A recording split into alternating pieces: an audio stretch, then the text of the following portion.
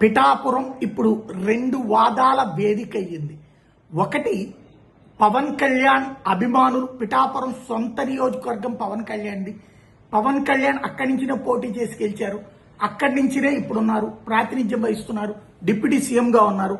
అక్కడ ఉన్నటువంటి ఒక అభిమాని ఇచ్చిన కంప్లైంట్ ఆధారంగా జోసెఫ్ అలియాస్ రావణ్, తెలుగు పేరైనటువంటి లేదా భారతీయ హిందూ సంప్రదాయాలలో రాముడి చేతిలో హతమైనటువంటి రావణాసురుడి పేరు పెట్టుకోవడం ద్వారా భావోద్వేగానికి సూత్రాన్ని చూపించాలనుకున్నటువంటి దళిత క్రైస్తవుడు, దళిత సామాజిక వర్గం నుంచి క్రైస్తవంలో కన్వర్ట్ అయినటువంటి జోసెఫ్ అలియాస్ రావణ్ ప్రశ్న అనేటటువంటి యూట్యూబ్ ఛానల్ ద్వారా నిదానంగా పబ్లిక్ లో ర్యాపో తెచ్చుకుని ఆ పైన తాజాగా జరిగినటువంటి ఒక కార్యక్రమంలో పవన్ కళ్యాణ్ని లేదంటే ఇతర నాయకుల్ని, ఆయన రాధా మనోహర్ దాస్ని చంపేస్తాన్ లాంటి వార్నింగ్లు ఇచ్చినటువంటి నేపథ్యంలో తాజాగా పవన్ కళ్యాణ్ ఆగ్రహావేశపు స్పందన కూడా అందుకే సోషల్ మీడియా పోస్టుల ద్వారా చంపేస్తాం లాంటి డెత్ థ్రెట్స్, వ్యక్తిగత దూషణలు కుదరదు అన్నటువంటిది చెప్పుకొచ్చాడు పవన్ కళ్యాణ్. అంతటి ఆగ్రహానికి కారణమైంది